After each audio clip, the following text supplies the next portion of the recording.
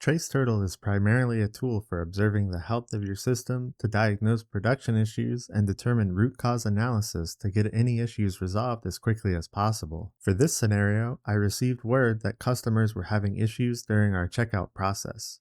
For this demo, I do only have one service, but I can hover over the service and I do see that it is in a critical state. There is one current issue, which is that the Traceturtle demo service has errors detected, a high warning count, and a high latency.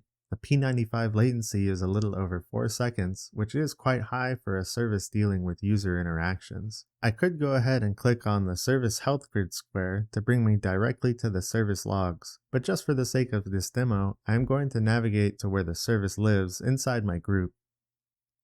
So if I click home within the group, it will bring me to all my services, and I see the service card for my Traceturtle demo service, and it is definitely in a critical state. I see quite a lot of errors occurring, so I am going to go ahead and open the logs for the service. I am seeing an error for updating payment transactions like my customers were reporting. The error is quite simple, and while it is enough for me to know it is generally related to the database, I can go ahead and click the trace link to pull up the specific trace in the Trace Explorer. This brings up the timeline for the trace. We can see it took around the 5-second mark, which is pretty high when processing a payment.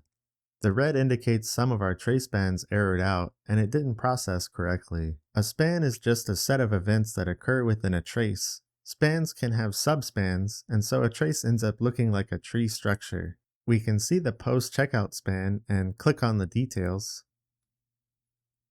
This gives us which endpoint was called, which was the checkout endpoint, and tells us the order ID as well as the customer ID. In the events section, we just see that the span error occurred without any specific errors, so we can go back to the timeline. The post-checkout span looks like it took the entire length of the trace, but if we go down, we see some subspans that occurred inside of the post-checkout span. To better demonstrate this, I'll switch over to the details view, which gives us the tree structure for the entire trace.